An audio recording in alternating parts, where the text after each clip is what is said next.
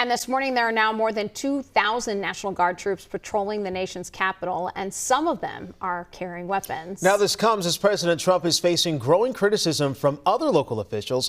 CBS News' Bradley Blackburn joins us. Bradley, where else is President Trump pushing to deploy National Guard?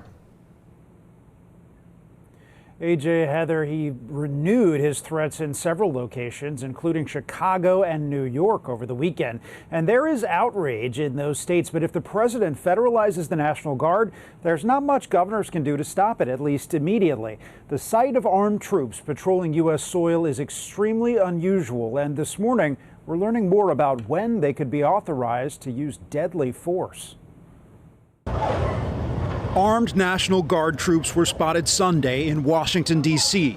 A military official tells CBS News that some service members, likely fewer than 50, may carry their service weapons. And the Joint Task Force in D.C. adds that use of force would only be allowed as a last resort and in response to imminent death or bodily harm. When we're ready, we'll go ahead. The escalation comes as President Trump has threatened to deploy the National Guard to other major cities. I think Chicago will be our next, and then we'll help with New York. Prompting backlash over the weekend. The city of Chicago does not need a military occupation. It would be, again, a clear, flagrant violation of the Constitution and federal laws. Chicago Mayor Brandon Johnson points to a 13% drop in crime in the Windy City since last year, according to Chicago police statistics. The president also took aim at Maryland's Governor Wes Moore yesterday, posting on social media, "If Wes Moore needs help, I will send in the troops and quickly clean up the crime." Moore on CBS News Face the Nation. While the president is spending his time from the Oval Office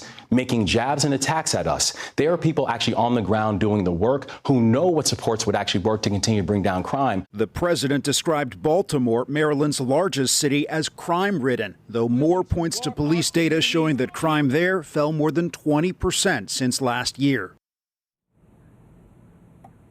And on Sunday, without providing any evidence, President Trump accused Maryland's governor of fudging figures on crime, something he claims other Democrat-led states are doing too.